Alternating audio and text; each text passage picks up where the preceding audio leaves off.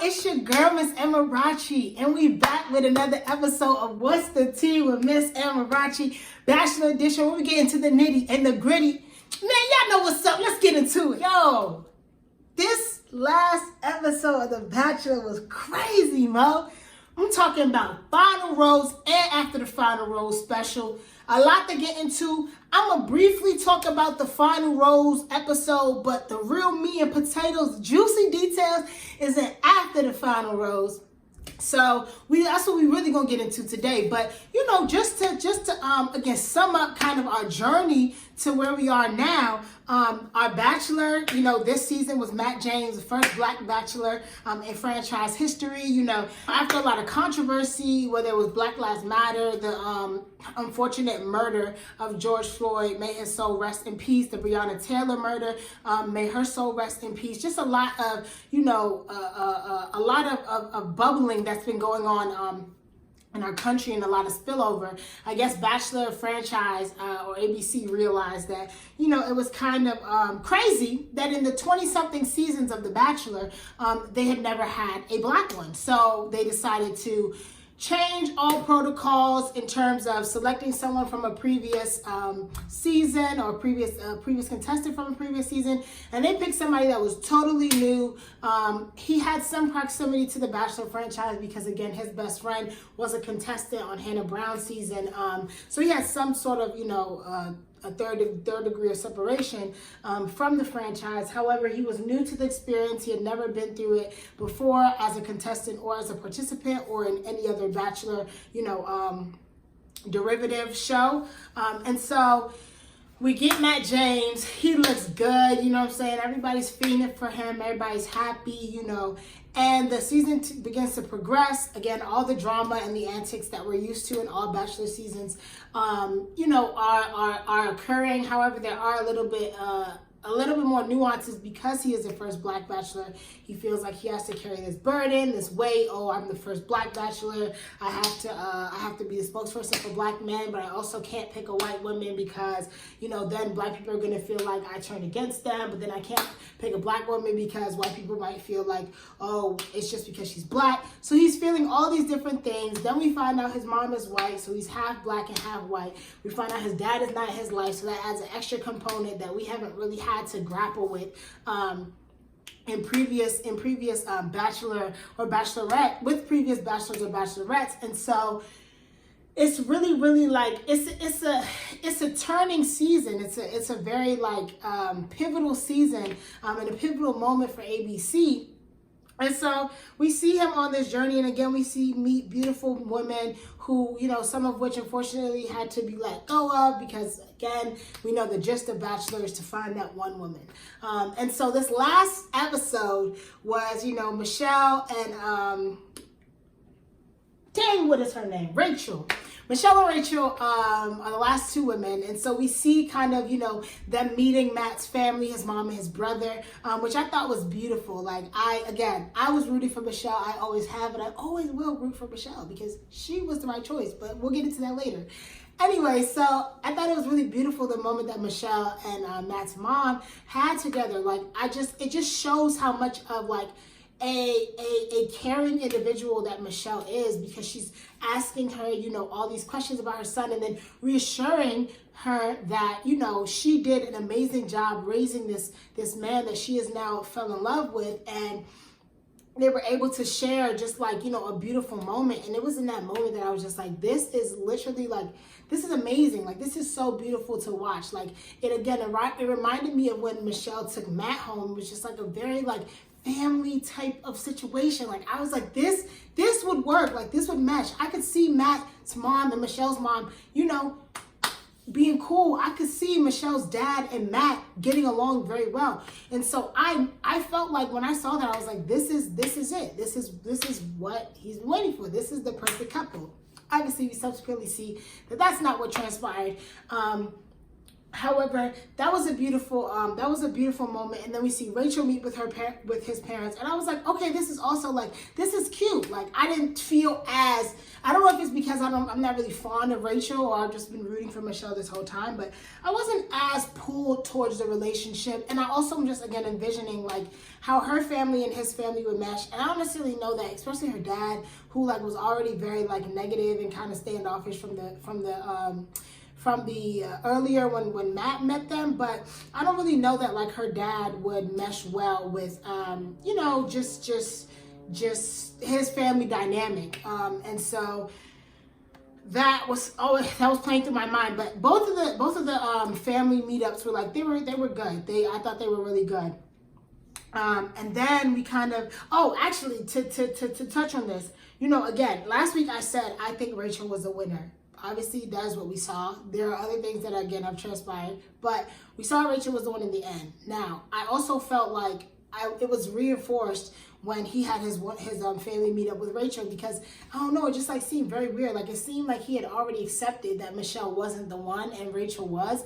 And so like the way that he was like acting, I don't know how to explain it. Like, I could just tell that he was like feeling Rachel more. Like, he was really trying to get his family to feel Rachel more than, and when I say feel Rachel more, I mean like, you know, like her more than they like Michelle. And I don't know if it was, I don't think it was intentional, but I could just tell based on him. You know, I was a psychology major, so I can pick up on body language and motions and movements and, you know, how people are acting and stuff like that.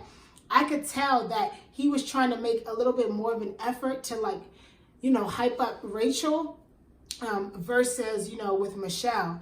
And so that was something that was like very, very like, that stood out to me a lot. But again, I digress. So we see his one-on-one with Michelle, and it was cool. You know, again, the one-on-ones are kind of not as important as we progress through, because it's more so about him like really, I mean, he likes the women, he's falling in love with them, we know this, so the one-on-ones aren't as important. It's more so about just like solidifying the connection that he has and deciding whose connection is the most, you know, the most solidified, or the most, you know, just makes him feel the best. And so we see their one-on-one. It was cute. They propelled off the wall. It was cute or whatever. And then fast forward, you know, it really, really broke my heart when she made him the little jerseys like Mr. and Mrs. James. And I was just like, dang, bruh, like, she really, like, again, you could tell she's so thoughtful. You could tell she handled with children, like with kids. Like, oh my gosh. That made me so sad, because I'm just like, oh, I know he about to break her heart. And then he crushed her whole soul. Like, and he really just like dropped a bomb and just like bounced. And then come to find out, she was trying to talk to him afterward. He wouldn't. That's some cowardly stuff. Like, I don't like that. Like, own up to what you feeling. Like, if you feeling like you ain't the one, but I still have love for you, she knew coming into it that she might not be the one. So at least let her get off her chest, get that closure she needed. But then to find out that he was like, no, I don't want to talk to her further, like, I don't know, that really like rubbed me the wrong way. And so we see the bombshell. He breaks up with Michelle. We don't see her no more. He decides he doesn't want to talk to Rachel right now, because he's trying to get his mind together, which is more so him trying to figure out if he actually wants to marry, because of the thing that his mother shared with him about, you know, love fades. And so we have to make sure that the love that you are, you know, creating with these women is everlasting. I definitely feel like, looking back, he is now happy that his mom said that. His mom, you know, moms have a way of telling you things that you might not be thinking about, but might help you in the future. Because had he proposed to her, whew, I mean, proposals once in a lifetime. You know, you can get married 3 or 4 or 5 times, but the first time you get proposed to, like, you will always remember that. And so, like, or the first time you propose to someone, you will always remember that. And so I would have hated for him to propose to her and come to find out all of this, like, stuff has transpired in her past and is now, like, coming up, and he would have had to deal with that. Like, I don't know. Like, so I definitely am happy that his mom kind of put that bug in his ear, and that he listened to that bug, or that like ringing feeling in his head, to kind of explore things outside of, like, you know, the cameras and the Bachelor hype. And so, you know, we see again that he quote unquote chooses Rachel to continue on the journey with, again, similar to how Cassie and Colton did, where he didn't propose to her, but he just like, wanted to continue on the relationship and see where things went. And then shortly after, that's when the bombs dropped. Okay, so this is when we're going to make our transition to the after the final rose. First of all, again, we're going to keep emphasizing it. Emmanuel Acho, fine as a mother lover. I'm talking about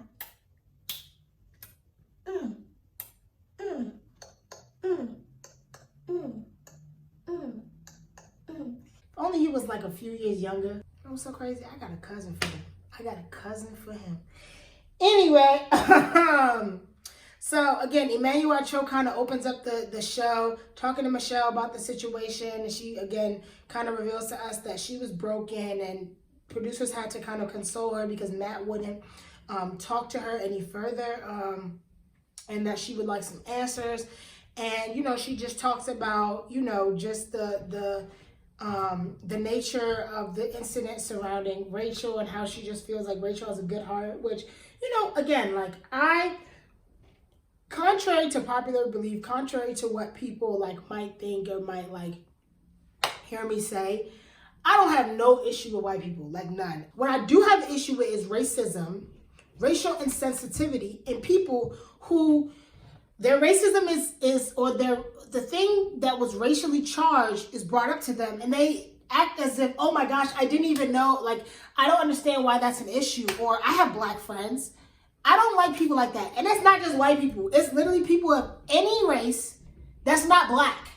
If you are Asian and you are racist towards black people, I don't like you. If you are white and you are racist towards black people, I don't like you. If you are Latinx and you are racist towards black people, I don't like you. Like, it's not just a white versus non-white thing or a non-black versus black thing. It's literally just the idea of you being racist and you doing something that was, again, might not be deemed racist as calling someone the N-word, but you engaged in activities that were racially insensitive, that had racial undertones, and someone brings it up to you and brings it to your attention, and your first instinct is to, I don't understand why you're so mad, or I have black friends, or I never said the N-word. Well, yeah, all of these things are correct, but you still had a racially charged action. So maybe you should listen, read, understand, and then come back and show how you've grown from this situation. And that's my whole thing, is like, and that's why I think Michelle was also saying, is that I don't think she's a bad person. I just think that her decision was obviously bad, and her not owning up to it initially was what made it even harder to grapple with, because I understand the sentiment of, well, I want to make sure that I don't automatically jump out with a statement, which is cool, but at the same time, you got to understand, when you have racially, charged things that you've said, or images have appeared, or a letter has appeared that you wrote, or whatever, you have a very, very small window. A small window between the allegations and the apology. You don't have no 7 to 10 business days. Nah.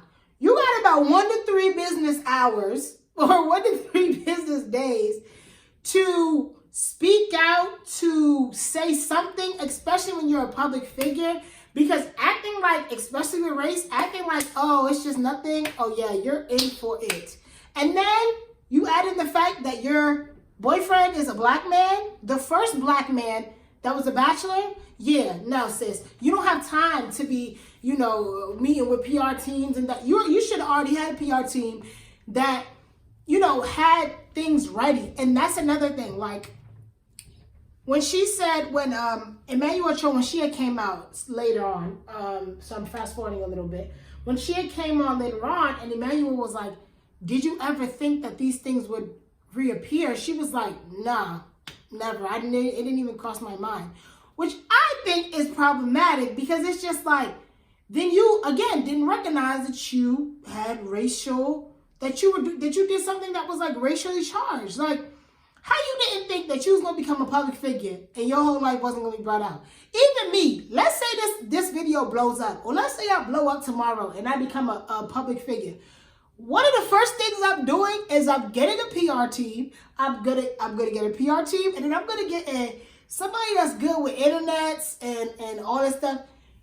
You're gonna do a deep dive into all my social media, and you need to tell me any messed up, any fucked up shit that I've said in the past that was either out of ignorance, out of hurt, or just like out of just plain I didn't know or I don't care.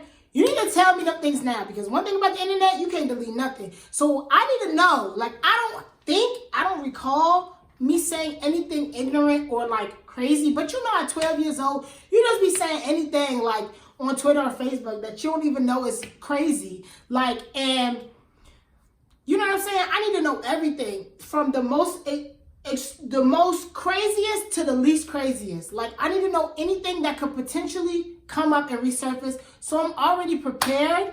Like, yes, I knew that I said this. I knew this would come out. This is what I've done thus far to change and to educate myself so it doesn't happen anymore, and that's cool. And then you continue on. Don't act like you ain't know that this was gonna come up again, cause sis, how you ain't know? Lie again. Lie again. It was all a lie. Guys, it was all a lie. She lied. Lie again.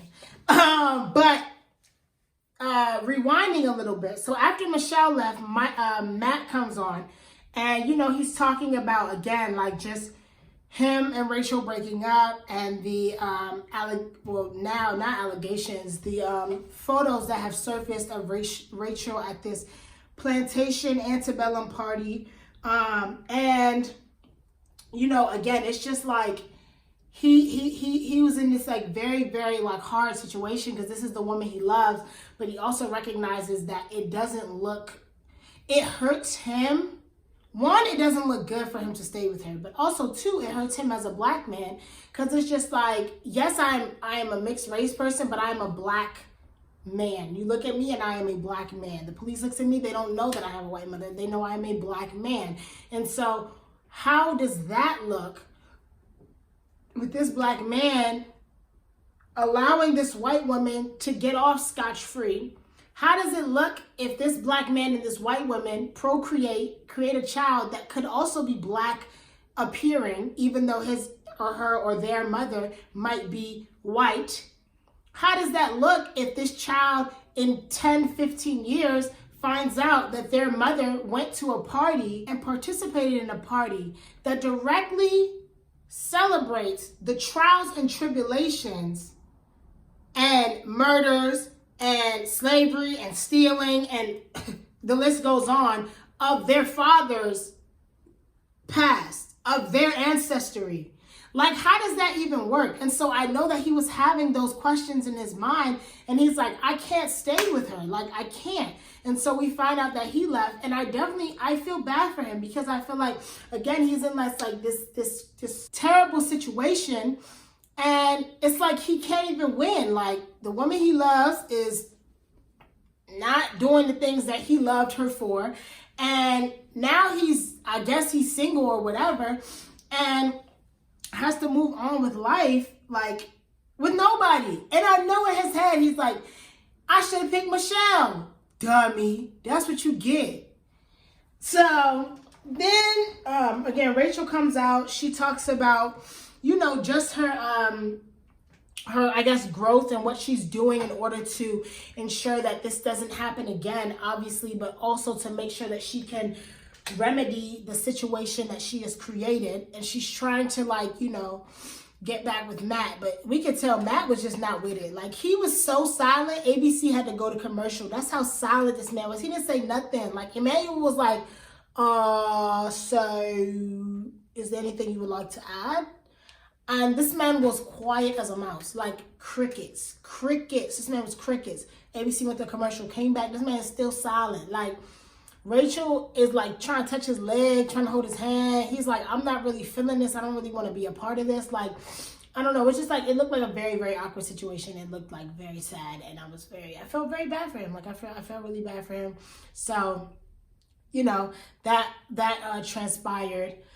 And, you know, Emmanuel was asking, like, you know, is there any way that y'all can get back together? And he's like, he didn't say no, but he was like, the way he was talking, he was just like, I don't want to deal with this. Essentially, like, this is not something I'm trying to deal with. I'm not trying to teach nobody about Black history. I'm not doing that. That's not what I signed up for. That's not the life that I'm living or that I want to live. So I'm good on that. And I thought that was like really crazy because Rachel really thought she was about to get this man back, and he was like, nah. And she's like, I don't ever think I'm gonna feel love like this again. And he's just like, all right, well, Godspeed, good luck. Like, you know what I'm saying? So that was interesting. And it was even crazier when Emmanuel was like, you know, would y'all like to share one last embrace? And Rachel looks at him like, can we hug? And he's just like, nah. Like, he didn't say no, but he was just like, basically he was like, nah, like, we can't hug. I'm sorry. Like, I don't want to hug you. I don't really want to be around you anymore. So that was crazy. This was definitely a crazy, crazy season. However,